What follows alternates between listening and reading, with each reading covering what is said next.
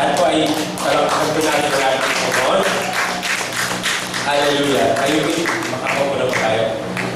Ito po yung continuation lang po ng ating pag-aaral po na tinuro po ni Sister Dada last Sunday. Ito po yung The Leadership of Simon Peter. At na-discuss na po natin yung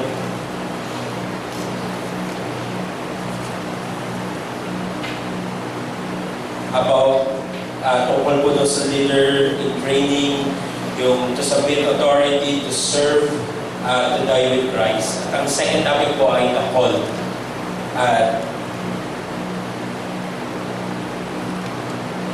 Hanggang ngayon po, God is looking for someone who is available para po sa kanyang service.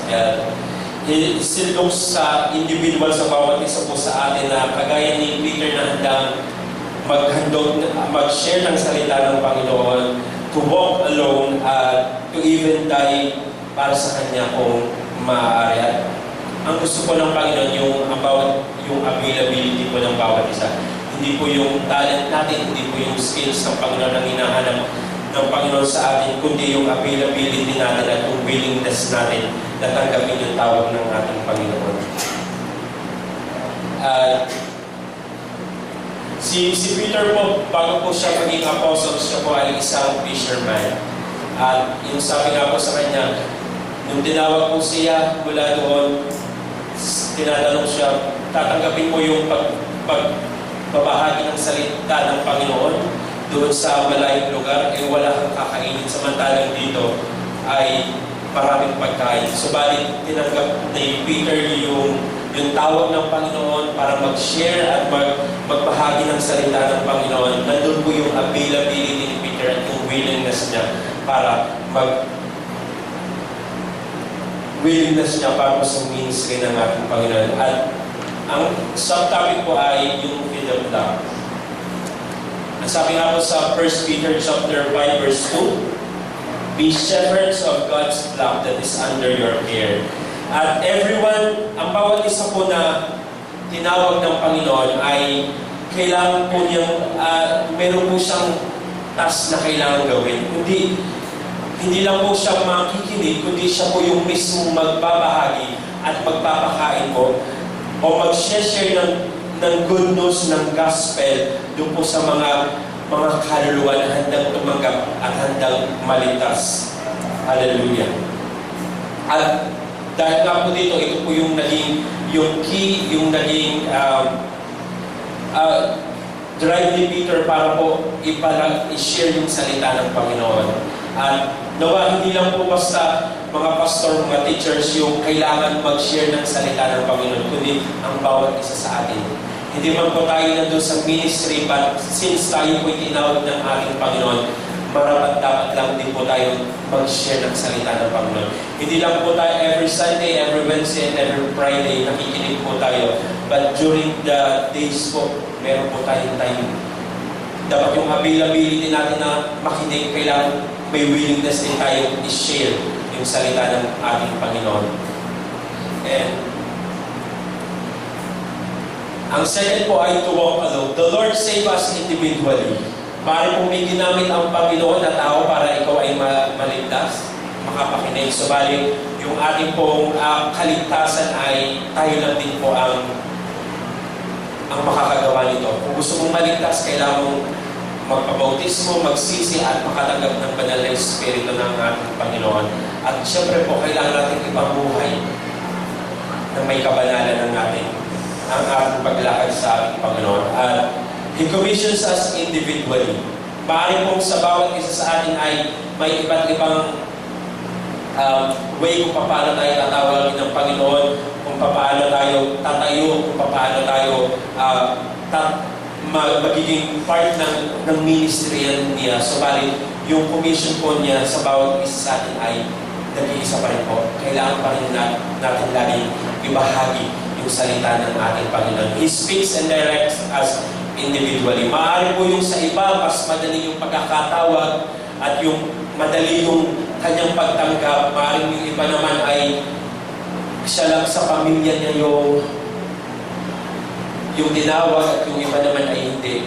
Subalit, lagi po natin alalahanin na hindi tayo pinababayaan ng Panginoon. At kailangan natin magpatuloy. Maaaring ang iba ay tumitigil na kailangan natin magpatuloy at mag-share ng salita ng ating Panginoon. At ang third po ay to give His all. But God doesn't call us to be comfortable. He calls us to trust Him so completely that we are unafraid to put ourselves in a situation where we will be in trouble if He doesn't come through.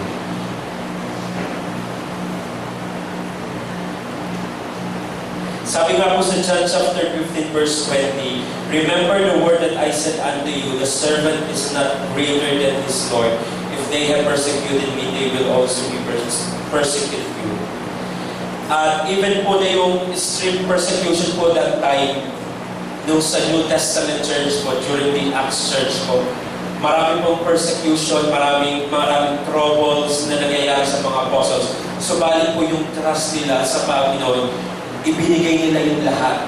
Kahit na po may nangaral sila ng salita ng Panginoon sa daan, maaaring sila ay dukutin, patayin, subalit ibinigay nila lahat. Kahit na po na alam nila na maaaring silang mamatay, maaaring silang mahuli, makulong, subalit yung ibinigay nila, dahil yung sa pagtanggap nila na yung tawag ng Panginoon sa ministry, na doon po sila ibinigay nilang lahat. Hindi nila iniisip yung mangyayari sa kanila, pagkos inisip nila yung pagtitiwala sa ating Panginoon. Tinawag tayo ng Panginoon sa ministry ito. Tinawag tayo ng Panginoon para sumunod sa Kanya. At alam ko po, along the way, may mga pagsubok ba, subalit nandun pa rin po nakahanda ang Panginoon para tugunan ang ating mga pangangailangan at iligtas tayo sa lahat ng anumang panganib. At ang third part po ay a leader in action. In Proverbs 18, chapter 6, "Your gifts will make your room for you and bring you before great men." Hallelujah. For 3.5 years, the apostles and disciples have followed Jesus. But over the night po, during that time po, ito yung ang Panginoon po ay hinuli ng mga Roman soldiers. At dito po, si Peter po, siya po yung namuna at tumayo bilang leader. At dahil po dito, siya po ay ginamit ang Panginoon, nagbahagi siya ng salita ng Panginoon sa iba't ibang mga tao na mas mataas pa sa kanya ang katungkulan. At a leader in action, don't shy away from something that the Lord is trying to lead you. Because you feel afraid, inadequate, and unprepared. When God says it's time, then it is time. When He says you are ready, then you are ready. Parang kung sabihin natin, ay, hindi pa ako handang tumayo dito sa pulpit. Pero, since sinawag ka ng Panginoon, gagawa ang Panginoon ng paraan na ikaw ay makatayo. Parang sa iyo ay hindi pa oras, hindi pa ako prepared. Wala pa, yung aking kaalaman ay hindi pa handa. Pero sabi nga, when God says it's time na tumayo ka. Iisipin, alamin mo natin nagiging rason lagi ay hindi pa ako handa kasi bago pa lang ako o konti pa lang yung aking nalalaman. Subalit, hindi naman po hinahanap ng Panginoon yung iyong kaalaman, kundi yung willingness at yung availability mo para magpagamit sa Kanya. At bigyan po natin ng Panginoon sa Pastora. Hallelujah! Hallelujah! And a leader in action in the church. In Acts chapter 1 verse 15, ang sabi po, and in those days Peter stood up in the midst of the disciples. Ito po ay during the 40 days between po na yung resurrection, yung pagkabuhay muli ng ating Panginoon at yung muli ang pag-akyat ng Panginoon sa langit. Nandito po yung roller coaster na emotion ng mga apostles. Kasi wala po ang Panginoon, walang tatayong leader sa kanila. But as they walk along sa Jerusalem, sinunod nila yung utos ng Panginoon. In Acts chapter 2, nandito po sila sa upper room kung saan tumayo si Peter, nagbigay ng Sinunod nila yung instruction ng ating Panginoon. At dito po, naganap yung sa Acts chapter 2, verse 1 to 4, yung the day of Pentecost. At dahil po dito, nag-worship po sila, 120 lang po doon sila sa upper room. Si Peter po ang tumayo doon, ito po yun siya yung namuna during the day of Pentecost. And they worship God, they praise God. At along the way po, maraming nakakapakinig. May mga onlookers po na nagiging curious sila kung ano nangyayari. But sabi nga po, but Peter standing up with the 11 lifted his voice and said unto them, Ye men of Judea and all ye that dwell at Jerusalem, be known unto you, and hearken to my words, for these are not the drunken.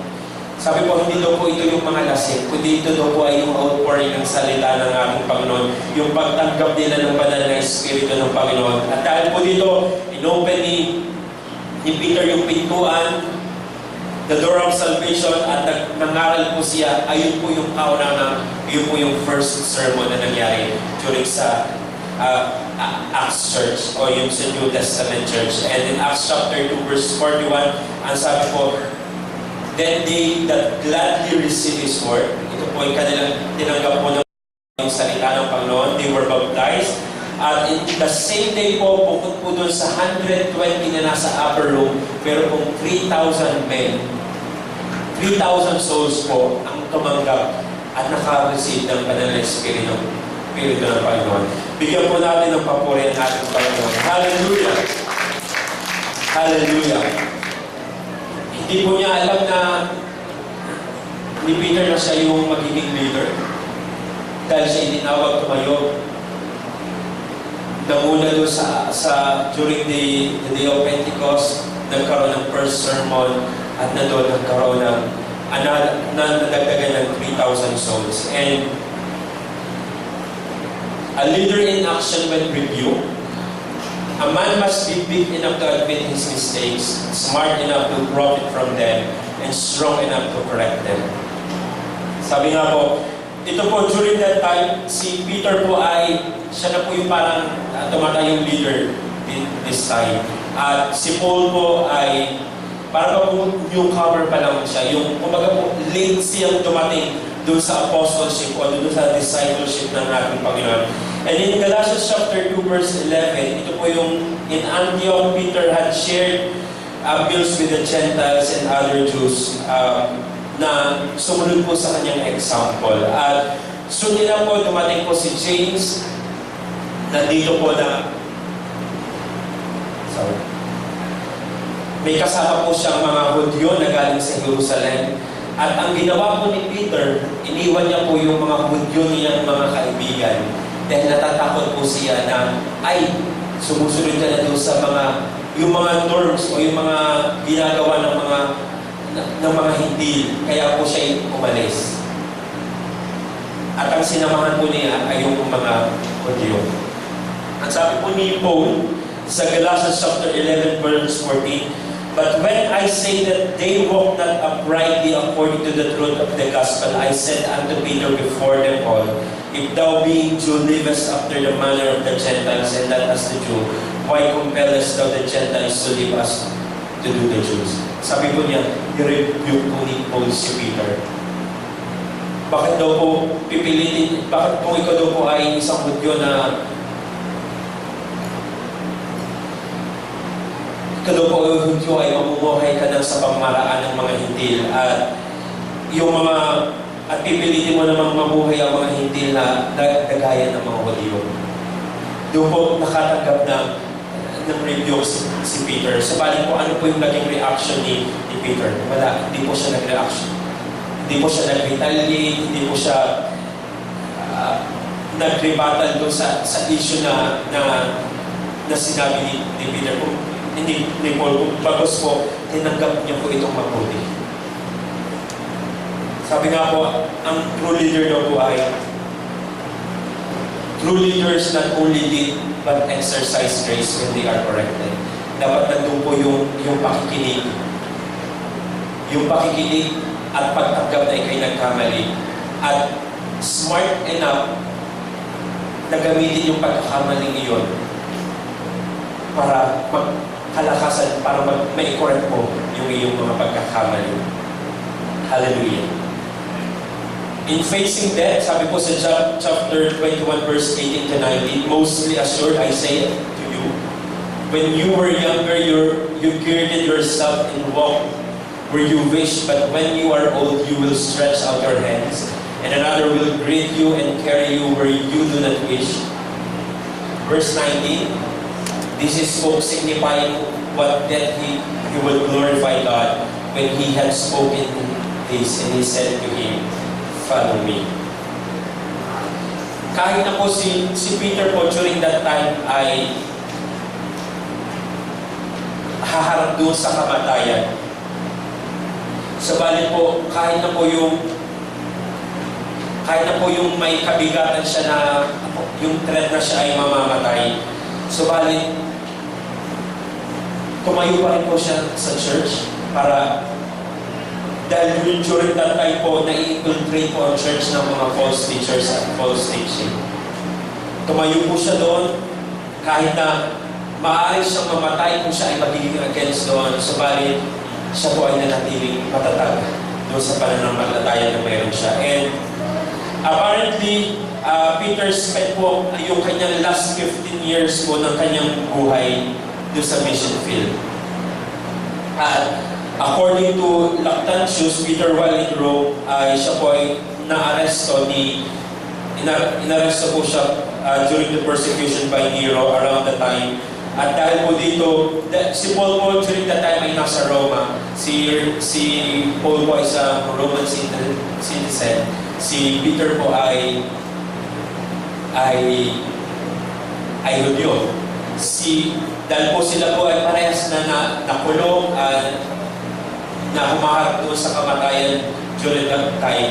Dahil po si Paul ay isang Roman, nagkaroon po siya ng parang dignified na kamatayan at ayun po yung pagputol ng kanyang ulo. At si Peter naman po dahil siya po ay isang Hudyo, siya po ay ipinako sa krus. Subalit, inirequest po niya na siya ay